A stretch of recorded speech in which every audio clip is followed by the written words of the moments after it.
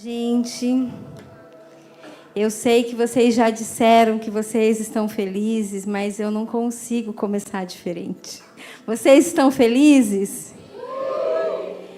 E sabe, essa série que vocês começaram semana passada, ela é muito poderosa. Ela é o tipo de série que dá para a gente ministrar o ano inteiro, né, Xandão? Tem palavra para o ano inteiro. Porque se tem uma coisa que o Senhor espera de nós, é que a gente viva, é que a gente caminhe, é que a gente faça sempre, aqui na terra como no céu. É isso que o Senhor espera de nós. E eu falo por mim, né? Eu não acho fácil. Eu não acho fácil fazer aqui na terra como no céu. Eu não acho fácil. É sempre um desafio. Eu sempre que sondo o meu coração, olho para mim e eu falo, nossa, Jesus, dá para melhorar aqui, dá para melhorar ali, dá para melhorar esse aqui também. Ó, Jesus, tem que morrer aqui, tem que morrer ali, tem que ser diferente aqui. E fazer aqui na terra como é no céu. Esse é o desafio de todo cristão. É o nosso desafio. Essa oração que Jesus fez, e está registrada lá em Mateus 6, a gente ama Mateus 6, né? Cada verso de Mateus 6 é uma explosão dentro de um poemeiro. A gente ama Mateus 6,6, entra no seu quarto, fecha a sua porta. Mas quando o Senhor Jesus ele faz a oração do Pai Nosso em Mateus 6, e ele fala assim, ó, seja feita a tua vontade, aqui na terra como no céu. E eu falo para vocês que é um desafio sempre para mim, gente, porque tá ali o meu marido, não tá mais. Ele estava ali, acho que ele deve ter ido beber água ou banheiro em algum lugar. Mas ele não me deixa mentir. Se tem uma pessoa cheia de vontade, essa pessoa sou eu. E sacrificar a minha vontade, muitas vezes, para fazer a vontade do Senhor, é um sacrifício para mim. E fazer aqui na terra aquilo que já foi decretado no céu, é um sacrifício para mim. Né, Vanderlei? Eu sou cheia de vontades. Vixe. E eu acho que esse é um desafio de qualquer cristão. Abrir mão dos seus sonhos, dos seus planos, dos seus projetos e se colocar ali. Se colocar ali para que o Senhor opere os planos dele, o projeto dele, a vida dele em nós.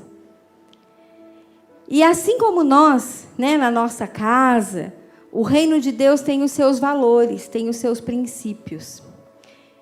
Eu tinha os valores, os princípios que eu seguia na casa dos meus pais, que era lá na casa dos meus pais. E tenho os valores e os princípios que eu ensino para os meus filhos. Alguns vão passando de geração em geração, mas tem os valores e os princípios que o Vanderlei e eu criamos ali na nossa casa. E que às vezes são diferentes da casa dos nossos pais. Mas o reino de Deus, ele tem os seus valores e os seus princípios que não são negociáveis. Os nossos valores pessoais, a gente negocia às vezes. Cada família aqui, se for contar a sua história, vai falar, não, na minha casa o importante é todo mundo sentar à mesa na hora do almoço. O outro vai falar assim, não, na minha casa a gente não almoça sempre junto, mas a gente vem para a igreja junto. Na hora de ir para a igreja, toda a família tem que estar junto.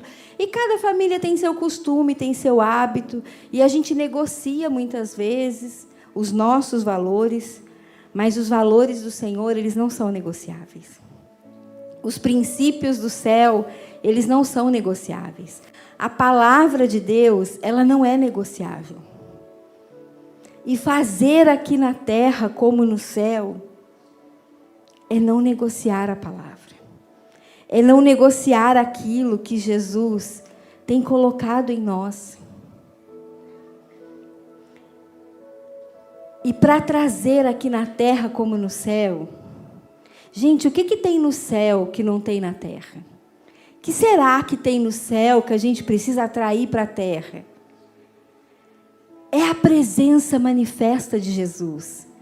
É a presença gloriosa de Jesus, que é diferente da sua onipresença. Deus está em todo lugar.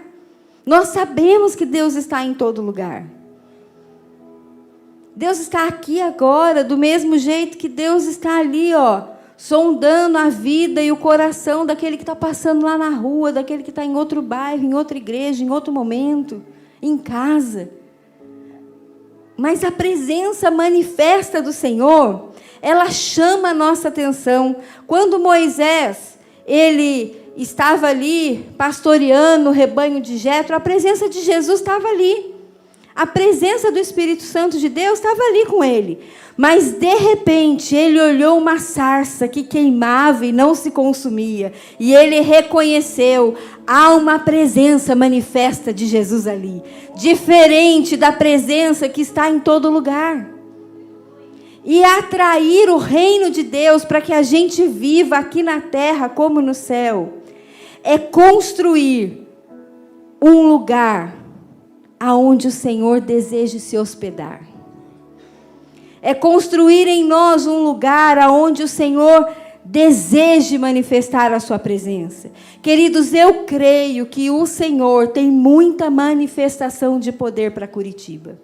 Eu creio que o Senhor tem grandes coisas para operar nessa cidade. Eu creio que Ele quer manifestar sinais e maravilhas. Ele quer curar todo tipo de enfermidade. Ele quer curar câncer. Ele quer fazer as pernas crescerem, os braços esticarem. Ele quer fazer o paralítico andar. Ele quer fazer aquele que está com o coração ferido ser curado. Aquele que está com trauma, depressão, pânico. O Senhor quer manifestar a presença dEle nessa cidade. E Ele vai fazer isso através da sua vida. Nós precisamos assumir essa responsabilidade. Nós precisamos entender que nós somos a habitação de Deus. Ele mora em nós. Um dia, construíram um tabernáculo para o Senhor. Depois, Davi desejou, seu filho foi lá e construiu um tabernáculo para o Senhor. O povo que caminhava pelo deserto tinha a tenda do Senhor. Mas hoje, nós somos a morada do Senhor. E você não precisa de estar aqui na igreja para que Deus se manifeste na sua vida. Você pode estar em qualquer lugar e carregar a presença gloriosa do Senhor. Seja no seu trabalho, na sua faculdade, na escola, seja em casa, com a família. Você é chamado para carregar a presença manifesta do Senhor. Mas isso, queridos, implica que a gente abra mão da nossa vergonha. Cris, eu não tenho vergonha de Jesus. Eu também pensava que eu não tinha vergonha de Jesus. Até o dia que eu estava num consultório médico, e aí tinha algumas pessoas ali sentadas, aguardando a consulta, né? E o Senhor falou assim comigo: Cris, está vendo aquela senhora ali? Eu falei: estou vendo, Jesus. Ora por ela. Ah, queridos, eu não sei vocês que fariam nesse lugar, mas eu olhei para um lado, olhei para o outro, e comecei a negociar com Jesus. Eu falei assim: Jesus, o consultório está cheio. Como é que eu vou orar por essa mulher aqui? O consultório está cheio, Jesus. E aí o Senhor falava assim: ora por ela. Aí eu, tímida, com vergonha, fui lá, sentei do lado dela e falei assim: a senhora vai passar pela consulta também? Tinha que começar a conversa de alguma forma, né? Aí ela falou assim, não, a minha filha já está lá dentro, com o marido dela, eu estou aguardando. E aí eu falei assim, olha, eu não sei qual a fé da senhora, mas eu creio em Deus e eu queria orar pela senhora. Aí ela falou assim, amém. Eu falei, bom, respondeu amém, acho que eu estou mais em casa, né? Aí eu peguei a mão daquela senhora, eu comecei a orar por ela. E quando eu terminei de orar, aquela mulher estava chorando muito. E inevitavelmente todo mundo estava olhando para nós, né? Todas as pessoas naquela sala de espera olhando para a gente. E a secretária olhando para a minha cara, sem saber se ela vinha me interromper, se ela me deixava ali, se ela tomava uma providência ou não. E aí aquela senhora enxugou as lágrimas e falou assim para mim, sabe, filha, a minha filha está muito doente. E desde que ela ficou doente, eu briguei com Deus e eu não fui mais na igreja. E hoje você veio orar para mim e você disse que Deus se importa comigo. E eu queria agradecer. E nós trocamos telefone ali, eu continuei orando por ela, a gente continuou se falando. A filha dela foi curada, glória a Deus, Jesus fez algo ali. Ela está na igreja hoje, voltou para os caminhos do Senhor e Jesus fez. Mas sabe, queridos, eu percebi naquele dia que eu estava muito mais preocupada com a minha reputação do que em fazer aqui na terra como é no céu. Eu estava muito mais preocupada com aquilo que as pessoas iam pensar de mim. Poxa, eu nem conheço a mulher, eu vou ser invasiva, eu vou ser inconveniente. Como assim eu vou orar por ela aqui num consultório médico? Eu nem sei se ela é cristã, nem sei se ela crê em Deus. E naquele momento, é por isso que eu falo para vocês que para mim é um desafio viver aqui na terra, assim na terra como é no céu. Porque a minha reputação ali estava falando mais alto no meu coração. Eu tive que... Gente, não era o diabo que estava me impedindo, era eu mesma. Era a minha vergonha, era a minha educação, era todos os pensamentos que eu tinha de não ser inconveniente, de não atrapalhar. Mas aquela mulher precisava que alguém dissesse para ela, ei, o Senhor se importa com você. O Senhor se importa com você. Então, fazer aqui na terra como é no céu, gente, não é somente através dos líderes de GC, não é somente através do pastor da igreja, mas é através de cada um de vocês, é através de cada um de nós. Curitiba vai ser transformada, porque cada um de vocês está num ponto dessa cidade, e cada um de vocês vai manifestar a glória do Senhor no lugar aonde vocês estão plantados, e daqui a pouco esse lugar vai ser pequeno, para tantas pessoas que foram tocadas pela igreja de Jesus, que são vocês. Sabe, a gente fala muito de amor, Deus é amor. E a gente fala, virou moda, né? Aquele livro, As 5 Linguagens do Amor, e todo mundo fala sobre as linguagens do amor. Ação de serviço, tempo de qualidade, palavras de afirmação. E deixa eu contar uma coisa para vocês. O céu tem uma linguagem de amor. Existe uma linguagem de amor própria do céu. E para manifestar a presença gloriosa de Jesus, nós precisamos dessa linguagem de amor. E para que a gente consiga fazer assim na terra como é no céu, nós precisamos dessa linguagem de amor. E ela é bem simples. João nos ensina a respeito dela. Ele fala assim, Jesus fala assim, aquele que me ama, obedece às minhas palavras. A linguagem de amor do céu é obediência. A linguagem de amor que o céu entende é obediência. E, queridos, como nós somos lentos em obedecer, e eu me coloco nisso. A gente quer entender primeiro. O Senhor fala assim, ó, vai por aqui. Eu falo, Senhor, por aqui por quê? A gente quer entender, a gente quer questionar. E nem sempre, queridos, eu costumo dizer assim, que o Senhor, Ele nunca conta a história toda de uma vez. A gente nunca sabe o próximo passo antes de dar o primeiro.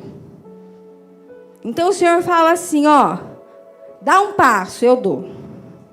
Aí depois Ele fala, para a direita, para a esquerda. Ele nunca fala o próximo passo antes de eu dar o primeiro.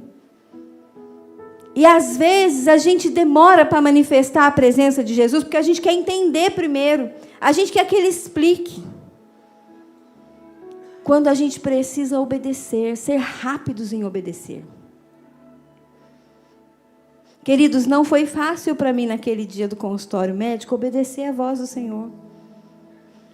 E dessa vez, Jesus fez. Jesus curou a filha da mulher, a mulher está lá na igreja, ela é uma bênção, a família dela é uma bênção, mas e se Jesus não fizesse? E se o caminho de Jesus fosse outro? Eu só precisava obedecer. Não tinha a ver com a mulher, tinha a ver comigo. Tinha a ver com aquilo que Jesus estava construindo em mim. Tinha a ver com aquilo que Jesus estava preparando sobre a minha vida. Sabe, queridos, eu me lembro de quando Jesus começou a direcionar o Xande e a Marcela aqui para Curitiba.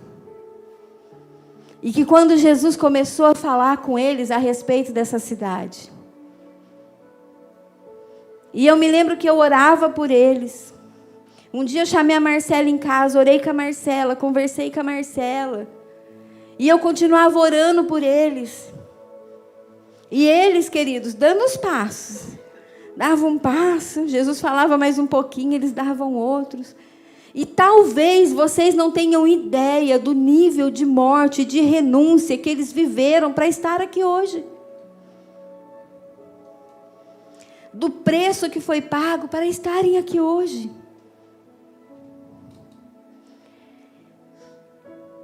Às vezes, a Marcela me apresentou, né? Sou pastora lá em Taubaté. E meu marido e eu, nós somos pastores auxiliares do pastor Henrique, lá de Entim, que é pastor da igreja. E muitas vezes o pastor Henrique chega a dar um direcionamento. Ó, é por aqui, faz assim. E muitas vezes eu penso dentro de mim, Jesus, eu faria diferente. Eu não iria por esse caminho. Mas sabe, queridos, eu aprendi a ser rápida a ouvir a voz do meu pastor. Porque se vocês estão aqui hoje, eu creio que vocês acreditam que o Xande e a Marcela são homem e mulher de Deus. E que eles carregam algo de Deus para esta cidade, para este lugar, para a vida de vocês. Então, há situações que vocês não vão entender de primeira. Mas ouçam o pastor de vocês. E sejam rápidos em obedecer. Porque toda vez que eu fiquei questionando, e que eu não me movimentei, e que eu não saí do lugar, só eu permaneci parada. Porque os planos do Senhor não param por minha causa, o Senhor continua se movendo. Então nós estamos vivendo num tempo que nós precisamos ser rápidos em ouvir a voz do Senhor.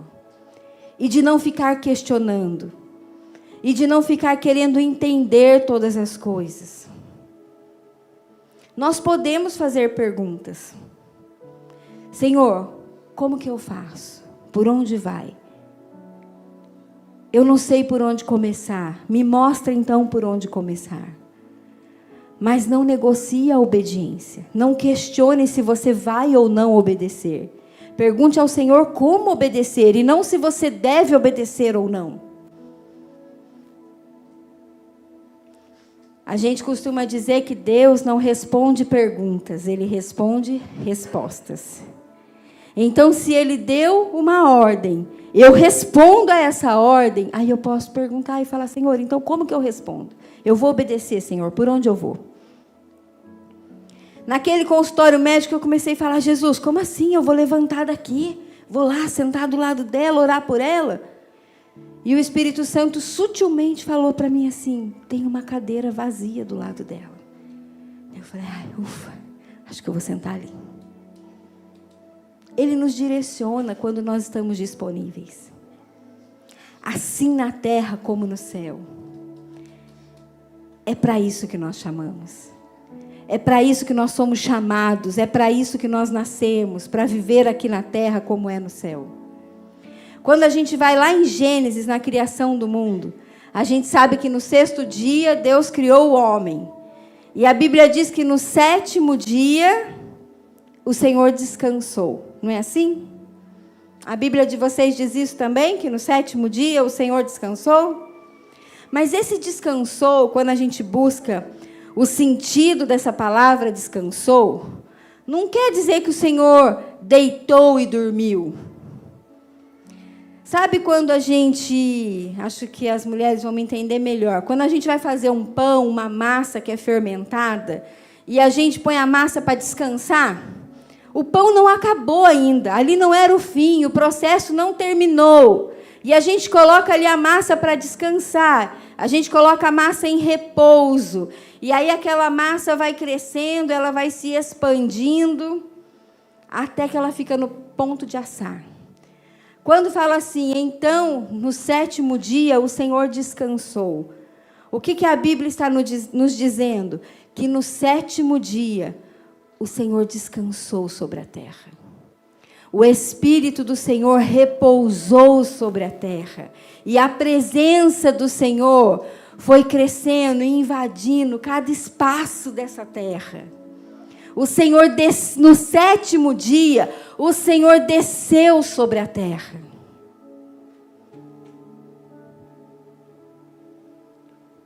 O Senhor está aqui nessa noite. O Senhor está aqui nessa noite, e Ele vai sair daqui com você, e Ele vai estar com você amanhã, onde quer que você esteja, em qualquer lugar por onde você passar, o Senhor vai estar com você, e Ele está dizendo: ei, vamos viver aqui na terra como é no céu. Mas para viver aqui na terra como é no céu, o Senhor está chamando um povo com ousadia, com coragem, com intrepidez. Um povo que vai se levantar e vai falar: Senhor, conta comigo. Senhor, pode contar comigo. Senhor, eu quero fazer parte disso. Senhor, eu quero fazer parte daquilo que o Senhor está fazendo. Eu quero viver aqui na terra como no céu. Sabe, queridos, Deus é Deus. E Deus, Ele não negocia quem Ele é para ser conveniente a nós.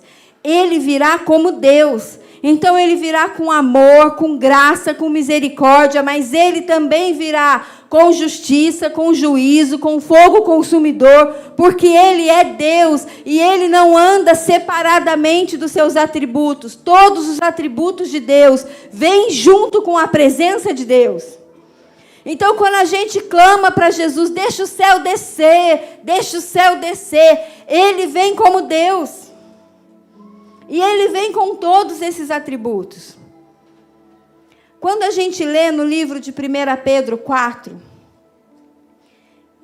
precisamente acho que eu tenho aqui anotado, no verso 17, diz que Deus virá com julgamento, primeiro com os da casa.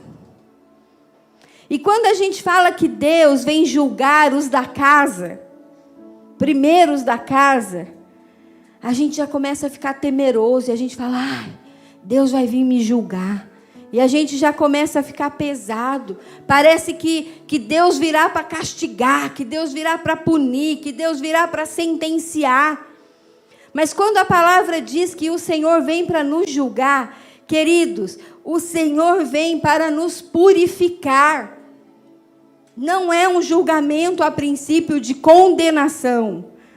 A princípio, o Senhor está vindo com um julgamento de alinhamento, de purificação. Mas para que a gente viva esse alinhamento de purificação e não um julgamento de condenação, nós precisamos ter um espírito quebrantado e contrito. Quando o Senhor vem sobre nós, queridos, com um espírito quebrantado e contrito, Ele nos purifica, Ele nos limpa, e Ele nos prepara para que a glória dEle venha sobre nós. Queridos, a glória do Senhor não vem sobre nós porque nós somos bonitinhos, porque nós somos a melhor igreja da cidade. A glória do Senhor não vem sobre nós por qualquer coisa que a gente faça.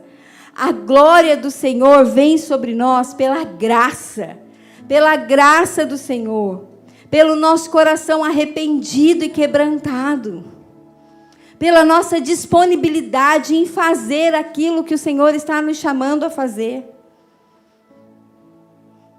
pela nossa disponibilidade em nos colocar, Senhor, eis-me aqui. Existe um tipo de pessoa que só vai conhecer da glória do Senhor através da sua vida. Você foi preparado para falar com um tipo de pessoa.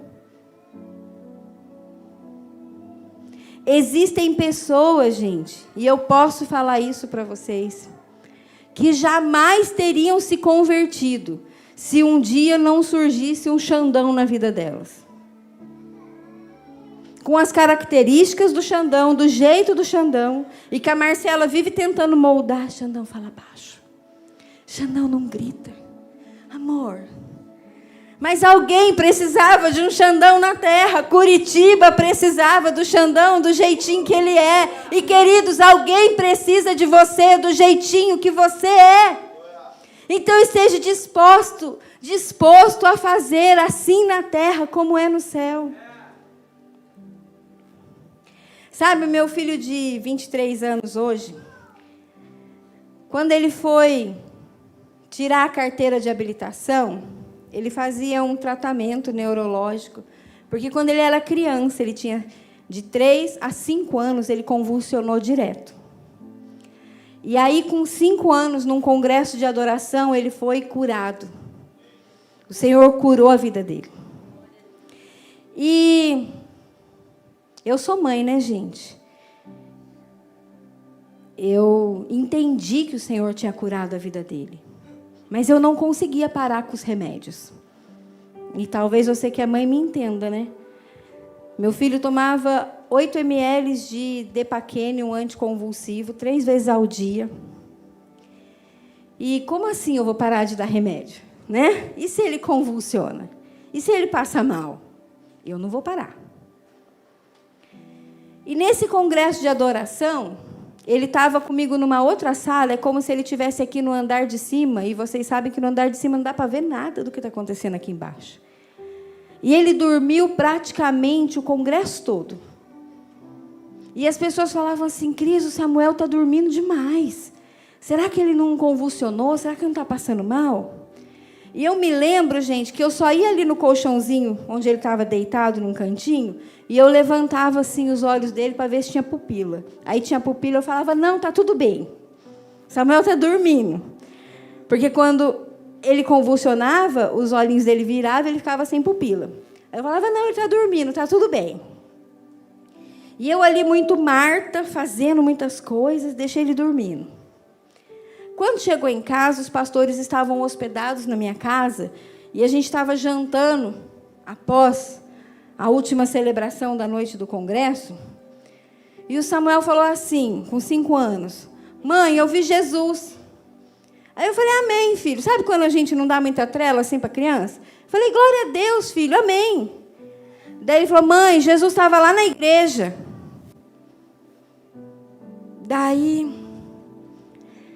Aí o pastor Márcio falou assim, Cris, vamos ouvir o que o Samuel está falando. Eu parei, olhei assim, falei, então conta mais, meu filho, fala mais. Como era Jesus? Daí ele falou assim, mãe, Jesus era grande assim, ó, e ele era muito brilhante. E ele estava lá na igreja. E aí eu falei, aí o Vanderlei perguntou assim para ele, E o que Jesus foi fazer lá na igreja? Ele falou assim, Jesus foi me curar. E ele tinha 5 anos de idade. Eu falei, Jesus foi te curar do quê? E a única coisa que ele lembrava das convulsões é que ele começava a tremer. E depois ele ficava inconsciente. E aí ele falou assim, mãe, Jesus foi me curar disso, ó. E eu falei, amém, glória a Deus, nós glorificamos ao Senhor ali. E aí ele falou assim, Jesus pôs a mão em todo mundo lá na igreja, mãe. E quando Jesus pôs a mão no pastor Alex, que é um pastor amigo nosso, o pastor Alex dançou assim, ó, e ele começou a imitar o pastor Alex, como o pastor Alex tinha dançado. Só que ele não estava no ambiente onde o congresso estava acontecendo. Não havia possibilidade dele ter acordado e olhado assim pela frestinha dos olhos. Ele não estava na mesma sala. E aí, o pastor Márcio falou assim, Cris, o Samuel não dormiu. O Samuel foi arrebatado. Ele participou do congresso mais que nós. Porque ele participou do congresso ao lado de Jesus. Eu falei, amém. E, gente, eu não conseguia parar de dar os remédios.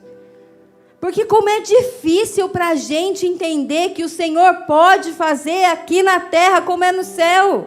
O Senhor pode manifestar a bondade dEle na nossa vida. Muitas vezes a gente crê para o outro, mas quando chega a nossa vez, a gente é lento em obedecer. E aí, minha mãe falou assim, Cris, eu vou para Ubatuba e eu quero levar o Samuel comigo. Eu falei, mãe, não tem cabimento. Eu morava em Campinas, e a minha mãe morava em Taubaté. E eu falei assim, mãe, não tem cabimento. A senhora sair de Taubaté, vir aqui em Campinas buscar o Samuel e voltar para Ubatuba, que é do lado de Taubaté. É 1 hora de Taubaté. Aí minha mãe falou, não, eu vou buscar, eu quero levar ele comigo. Eu falei, tá bom. Minha mãe foi com o Samuel para Ubatuba, ficou lá 1 semana. Quando minha mãe voltou, eu estava coordenando a organização de uma conferência que ia acontecer na cidade de Santa Bárbara do Oeste. E aí eu correndo com as coisas da conferência, peguei a malinha dele e deixei de lado. Falei, nem vou mexer com mala esse final de semana. Vou usar as coisas aqui do guarda-roupa. Quando passar o final de semana, minha correria da igreja, eu vejo a roupa suja ali. Gente, chegou a segunda-feira. Eu abri a mala. E em cima da mala, assim, o que eu vejo? 3 caixas de remédio. E eu quase tive um treco. Porque fazia 3 dias que eu não dava remédio para o meu filho. E eu dei um grito com o Vanderlei e falei, e agora? E os médicos haviam me instruído, né? Não sei se tem alguém aqui da área da saúde, mas essa medicação anticonvulsiva, a gente vai aumentando a dose gradativamente. E quando chega na hora de tirar, a gente não pode tirar repentinamente. A gente tem que vir diminuindo as doses e fazer o desmame. Porque só de tirar repentinamente, a pessoa, por abstinência ali da medicação, pode ter um problema, podia convulsionar. E aí eu lembrei que o meu filho já fazia 3 dias e eu, com essa fala do médico, liguei desesperada, querendo um encaixe, porque é claro que não tinha um horário assim, né? Agora. E aí a gente foi rapidamente para o consultório e o médico falou assim, mãe, se você tivesse vindo aqui me falar que Deus curou seu filho e que você não queria mais dar remédio para ele, é claro que eu não ia deixar. É claro que eu ia dizer que você tem que dar remédio para ele. Mas ele já está sem remédio há 3 dias e ele está bem. Então, vamos fazer uma coisa? Deixa ele sem remédio. E quando ele passar mal, porque na cabeça do médico não havia o se ele passar mal. O médico tinha certeza que 1 hora ele ia passar mal. Quando ele passa mal, você volta. E a gente reinicia o tratamento. E o Samuel nunca mais convulsionou. E eu nunca mais voltei naquele médico. Nunca mais. Só que daí, queridos, diz assim, o diabo é mentiroso. Não diz para ninguém, não, diz para você mesmo. O diabo é mentiroso. Queridos, quando Jesus faz na nossa vida, assim, aqui na terra, na minha vida, na sua vida, como é feito no céu, O diabo vai tentar, de alguma forma, dizer para você, não deu certo, não aconteceu. Mas nós precisamos ficar com a palavra do Senhor. Não negocie a palavra do Senhor. Quando Samuel tinha 14 anos, o Samuel fez uns exercícios errados lá, um monte de abdominal, que ele só me contou que ele tinha feito isso errado depois, né? Que eu já tinha corrido com ele. E ele começou a sentir uma dor muito forte aqui, nessa região. Aí, eu corri com ele para o médico, deram um tramal para ele, só que o remédio deveria correr lentamente, né? Em quase 1 hora. E eu sei que o remédio correu em 15 minutos. E era um remédio muito forte. E como correu muito rápido, ele convulsionou por causa da medicação. E aí os médicos falaram assim, ele não foi curado. E eu falei, Jesus fez. Faz mais de 10 anos que o meu filho não tem nenhuma crise. Satanás, você é mentiroso. E aí fiz todos os procedimentos pedidos, voltamos, refizemos todos os exames. E o Samuel, por um período, voltou a tomar o anticonvulsivo, até que ele decidiu que ele não tomaria mais, e ele já tinha entendimento para aquilo. Só que quando ele foi tirar a carteira de habilitação, com 18 anos, o neurologista falou assim, mãe, ele precisa de uma ressalva na carteira de habilitação. Porque as pessoas epiléticas precisam ter marcado na carteira de habilitação que elas são epiléticas. Porque elas podem passar mal dirigindo no trânsito. E eu falei assim, doutor, eu não posso que a carteira de habilitação do meu filho saia com essa ressalva. Porque ele não toma remédio. E se ele tivesse essa ressalva na carteira, e se por um acaso ele sofresse algum acidente e fizesse exame de sangue, iria comprovar que ele não estava tomando a medicação, e aí, qualquer coisa que acontecesse ali, ele responderia pelo culposo. É isso mesmo? Culposo? Doloso? Doloso? E aí, ele seria culpado, porque ele não tomava remédio. Aí o médico falou assim para mim, então vamos esperar mais 1 ano. E aí nós esperamos mais 1 ano. E nós voltamos lá.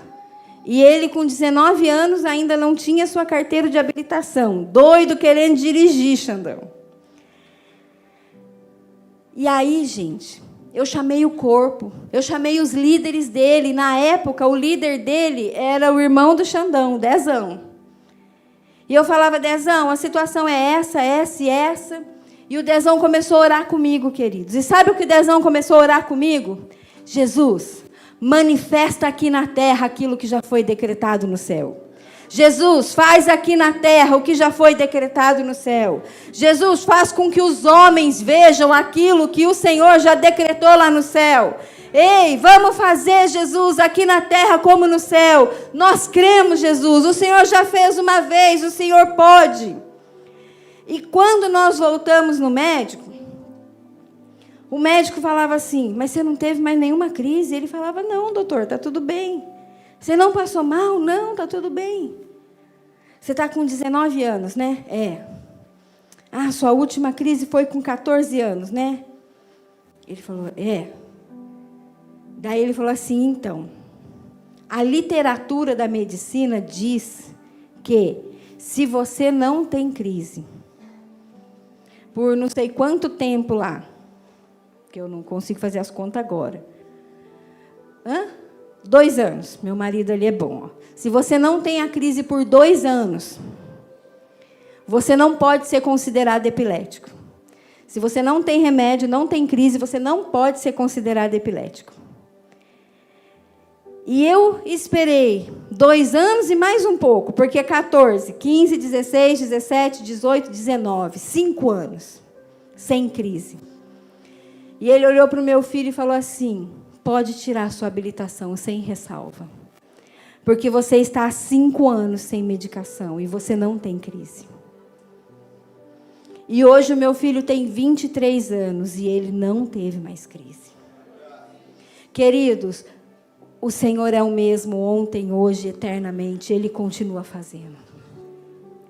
Eu creio que essa igreja verá sinais e maravilhas. Eu creio que essa igreja terá curas comprovadas por exames médicos, porque o Senhor continua fazendo assim na terra como está decretado no céu.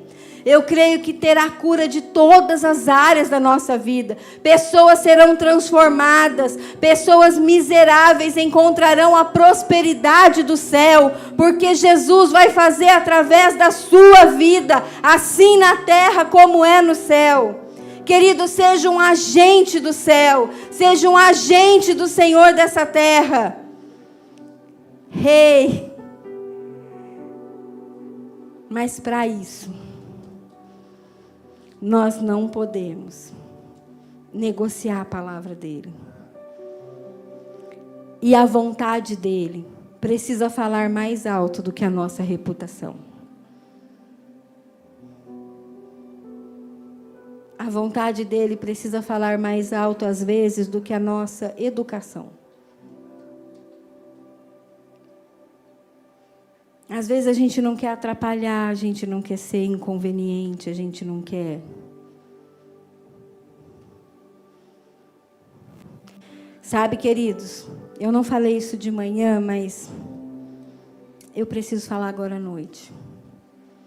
Quando a gente lê os evangelhos, a gente vê que Jesus estava tendo uma reunião. Tinha uma reunião. E a casa estava cheia. E alguém chegou com um homem doente na maca. E eles não conseguiram entrar pela porta, porque a casa estava cheia.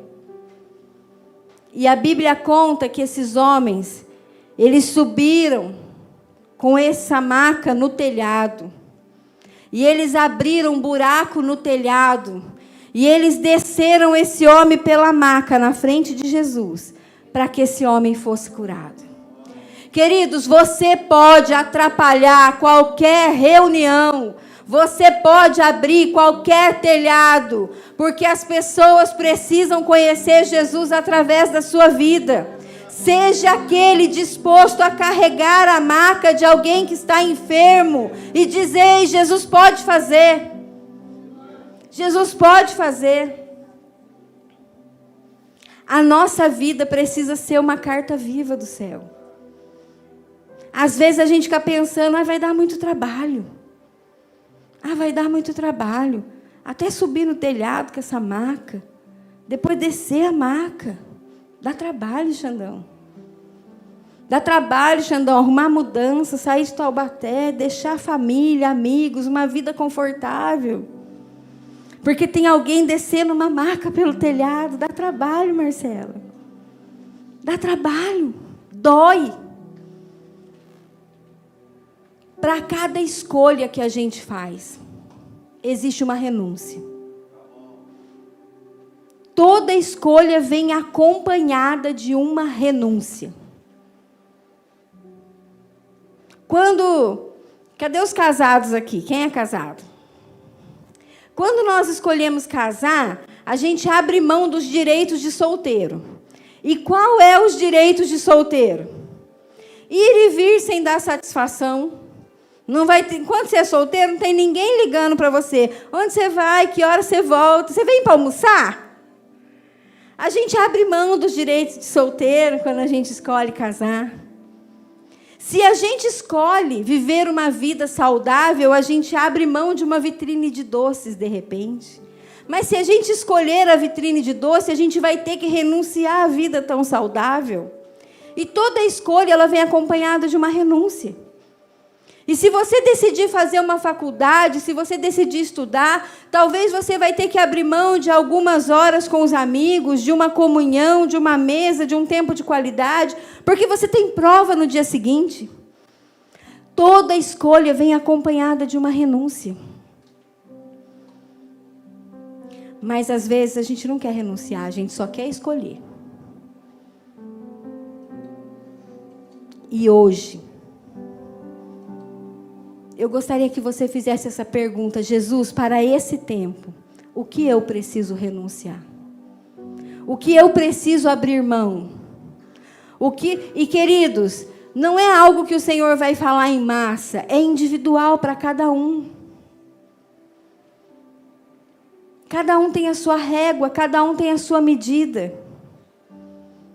De manhã eu dei o exemplo de um rapaz chamado Leandro, ele fazia parte de uma igreja junto com a gente, há muitos anos atrás. E a nossa igreja foi participar de um intercâmbio de futebol. E ali da igreja, né, dos jovens da igreja, ele era o melhor de bola ali. Ele não era um craque do futebol, mas ele era o melhor de bola ali. Aí eu olhei para ele e falei assim, Leandro, vai lá, monta um time de futebol para a gente participar do intercâmbio de igrejas. Eram várias denominações que estavam unindo os jovens ali. E aí ele falou assim para mim, Cris, não posso. Eu falei, ué, cara, você é o melhor de bola aqui, se você não pode, nós vamos perder. Daí ele falou, Cris, não posso. Eu falei, o que aconteceu? Daí ele falou assim para mim, domingo passado, Jesus me pediu futebol. E aí, como ele vinha de um contexto muito religioso, eu olhei para ele, dei risada. Falei assim, ô Leandro, futebol não é pecado, cara. Pode vir, monta o time aí para a gente, vamos jogar.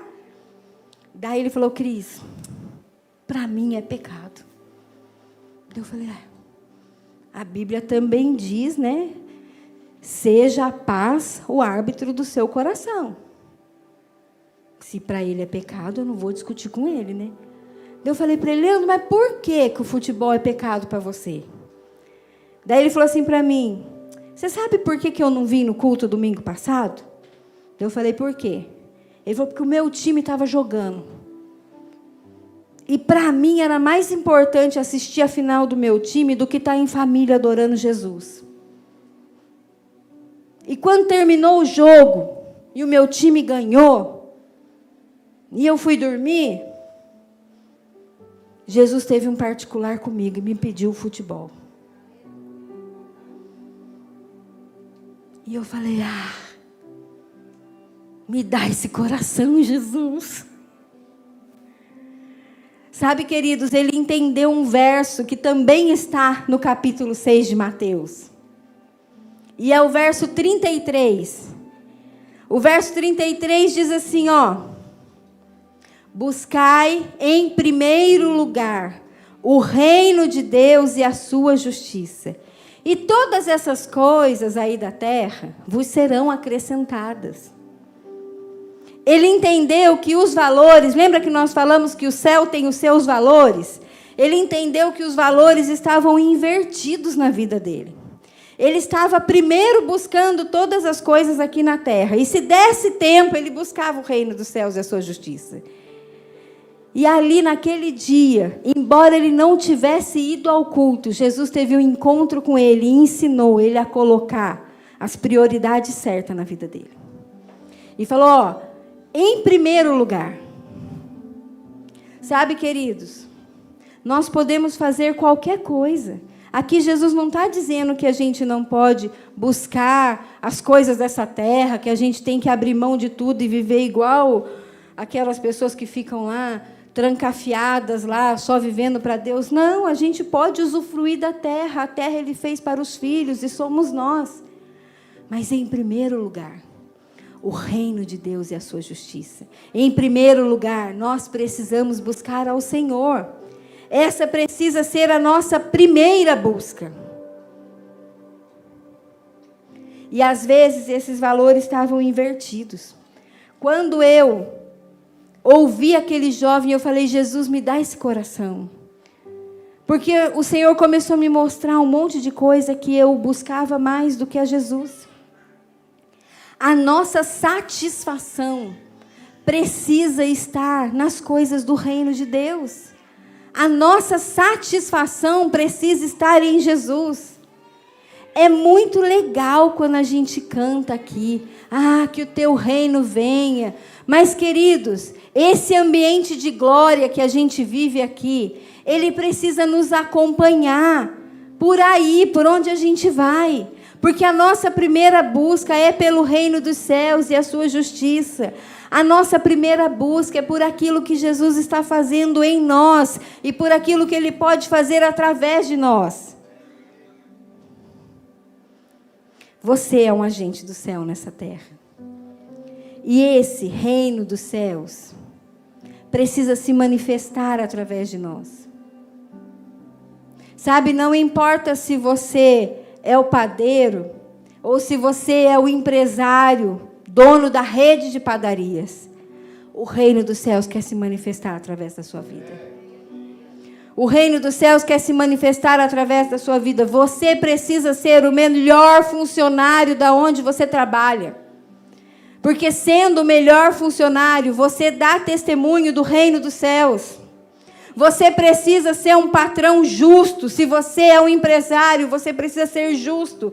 Porque sendo justo com seus funcionários, você manifesta o reino dos céus. Você precisa se dedicar em ser excelente na onde o Senhor te plantou, para que você possa manifestar o reino dos céus.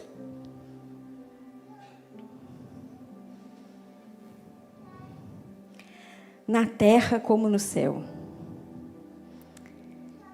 Tem um verso em Apocalipse, o último livro da Bíblia. Apocalipse no capítulo 21. O penúltimo capítulo da Bíblia. Apocalipse no capítulo 21 diz assim: Vi um novo céu e uma nova terra, porque já o primeiro céu e a primeira terra passaram, e o mar já não existia. Eu, João, vi a cidade santa, a nova Jerusalém, que Deus descia do céu, preparada para sua esposa adornada, para o seu marido. E ouvi uma grande voz que do céu dizia: Eis aqui o tabernáculo de Deus. Deus está com os homens, pois com eles habitará, e eles serão o seu povo, e o mesmo Deus estará no meio deles, e será o seu Deus. O Senhor quer descer e habitar no meio do seu povo, no meio da sua igreja. O Senhor quer que nós verdadeiramente nos tornemos uma habitação dele em qualquer lugar. Não que a gente receba uma visita da sua presença quando a gente está aqui na igreja. Não que a gente receba um cheirinho de Jesus, queridos, quando a gente está no momento de adoração. Essa presença precisa nos acompanhar em todo e qualquer lugar por onde a gente vai. Nós precisamos não ter vergonha. Sabe, quando alguém olha para você e fala assim: nossa, estou com uma dor de cabeça. Todo mundo tem uma dipirona na bolsa. Ah, toma aqui, ó, eu tenho um analgésico. Ei, queridos. Ah, eu estou com uma dor de cabeça. Vem aqui, eu vou orar por você. Jesus precisa ser nossa primeira opção. É em primeiro lugar o reino de Deus. Quando alguém chega reclamando de qualquer coisa, a gente primeiro apresenta um monte de opção. E aí, quando a pessoa fala assim: não, já fiz tudo isso, aí você fala assim: ah, então eu vou orar por você. Orar precisa ser a nossa primeira opção. Assim na terra como no céu. Assim na terra como no céu. Nós precisamos decidir hoje, abrir mão da nossa comodidade. E para nós irmos finalizando, eu queria abrir com vocês um salmo. O Salmo 132.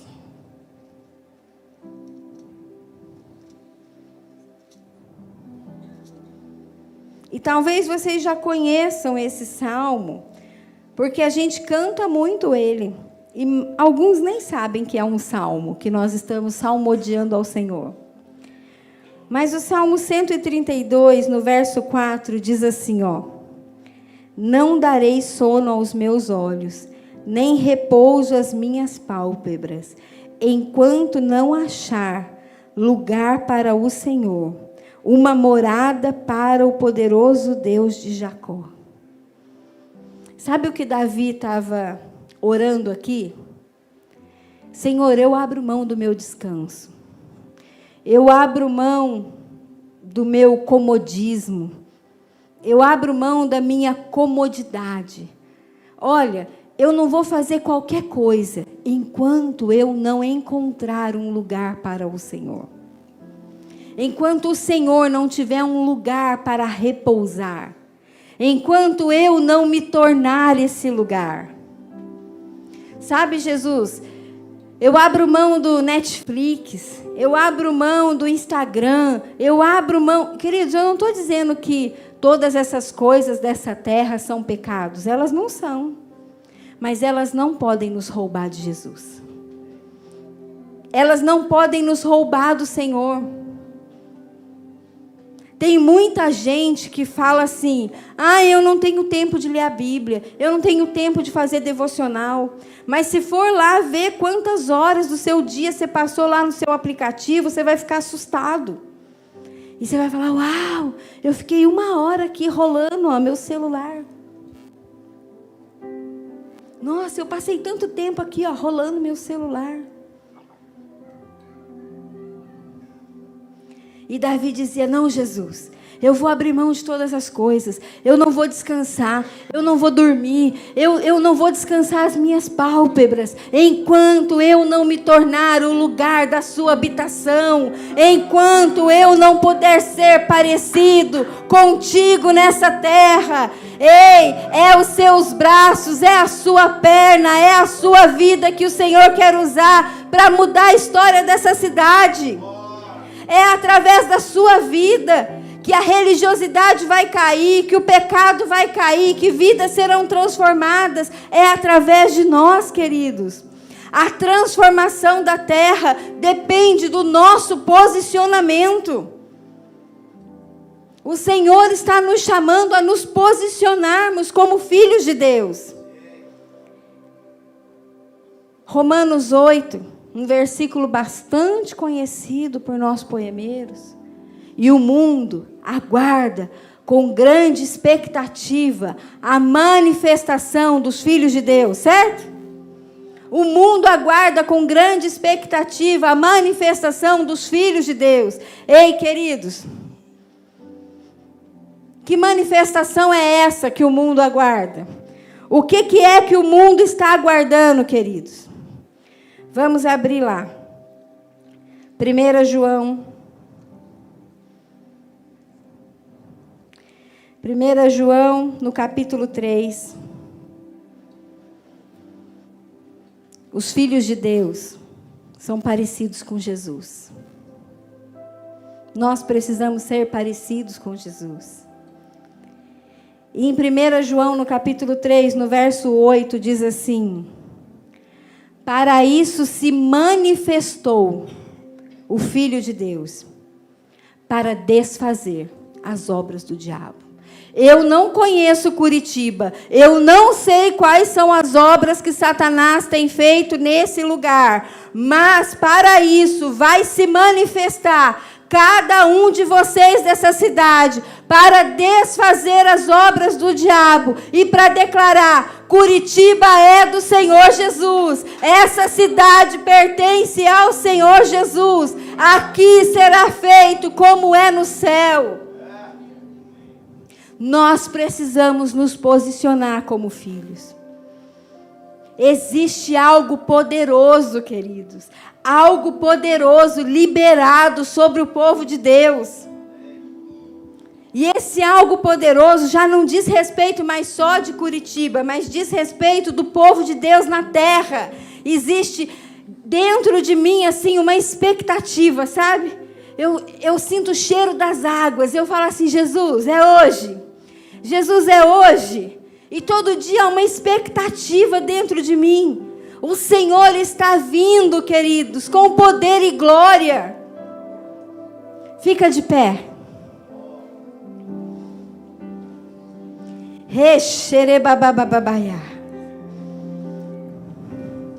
À medida que você se torna uma obra-prima, à medida que você se torna um poema às nações, à medida que você se torna parecidos com Jesus, à medida que você se torna filho, herdeiro dos céus, O Senhor começa a se manifestar através da sua vida. O Senhor começa a se manifestar através de vocês. Ei, queridos, não espere somente da liderança. Não espere somente dos pastores dessa casa. Seja você um agente do céu nessa cidade. Assuma você a posição de filho amado de Deus.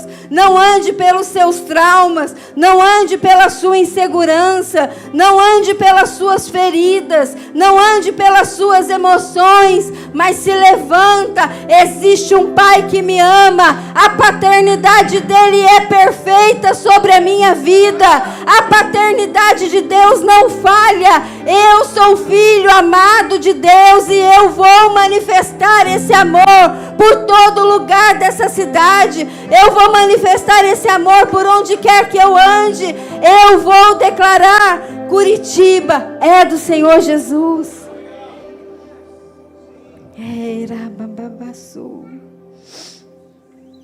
Queridos, aquilo que Deus gera nasce com a cara de Deus. Essa igreja foi gerada por Deus e vocês precisam ter a cara de Deus. Essa igreja foi gerada. Alguém sentiu dores de parto para que essas portas fossem abertas. Alguém sentiu dores de parto para que essas portas fossem abertas. Nós precisamos ser parecidos com o nosso Pai. Essa é uma noite de Santa Ceia. Essa é uma noite de renovarmos a nossa aliança com o Senhor. E eu gostaria que nesse momento, enquanto os irmãos vão cantar só um pouquinho, você examinasse a si mesmo. Não cavando um pecado em você, mas perguntando: Senhor, onde eu preciso me posicionar? O que eu preciso renunciar? Onde eu preciso ser quebrantado e transformado? Arababaçu. Comece a orar ao Senhor nessa hora, igreja. Comece a clamar a Jesus nesse momento. Xerebababaiarás.